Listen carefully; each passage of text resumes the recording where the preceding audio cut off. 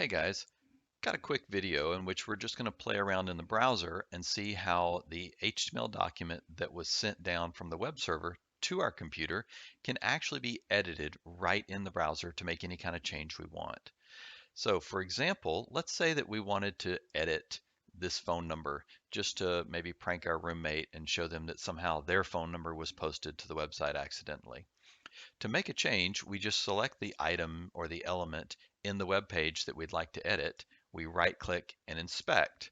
Now this brings up the web developer tools either on the bottom or the side of your screen, and you can see that this paragraph tag contains this text here. So we expand it out, and inside there you see the actual text. Now at this point we could just go ahead and double click, and that takes us into edit mode, and we could change the phone number right here on the web page, and it would show up in the web page itself. Now, something to note, these changes are only on this computer in this browser, so it doesn't affect anyone else anywhere on the web. This is just changing our local copy of the web page. You'll also notice that when we refresh the page, we lose that particular change. So we're just editing what we're seeing in the browser right at this moment. Now the question is what else could we do while we're exploring around in a web page? Well, we've got a form here with a username and password field and a login button. Let's take a closer look at that form and see what's available in it. So if I right click on one of the fields and inspect, it takes me to that form here in the HTML document, and I can see there's an input group for the username field. I've got a label and an input group for the password field, and I now notice that there's actually two other input fields that I don't see. One is called LT, one is called execution. So if I were to click on that type, I could actually edit the HTML related to that particular type. So I could change this from a hidden field to say a text field. Now you can actually see and edit the value here in this text field. This is an illustration of how even by hiding a field, you're not actually protecting it from the user viewing it or even modifying the data. So if I didn't want to make it a regular text field, I could leave it as a hidden field, but I could change the value just by double clicking on here.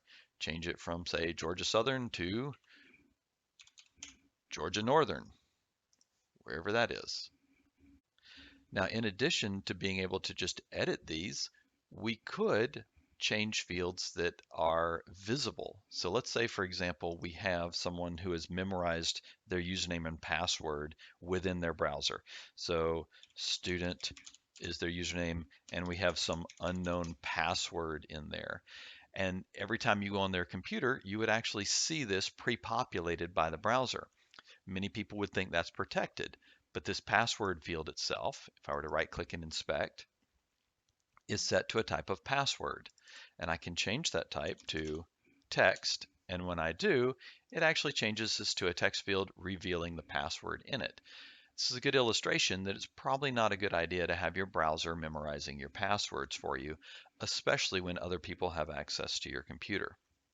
So in addition to being able to change field types, being able to change values, you can change pretty much anything in this HTML DOM or document object model. So we could change password fields to text fields. We could change hidden fields to text fields. We could bypass length limits. We could change the class associated with a particular field, which affects how it's rendered and its style. If it had a autocomplete setting, we could turn that on or off. If it was required, we could turn that on or off. One of the things that helps protect the server from SQL injection attacks or HTML injection attacks is limiting the number of characters that can be input in. Now, this is the size field, which affects the visual size, not the max length.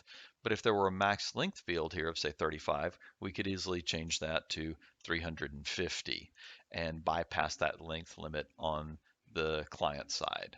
So any restrictions that you would add on to your application client side, you have to understand that the user can do exactly what we're doing here, and the user can edit these values and bypass those restrictions.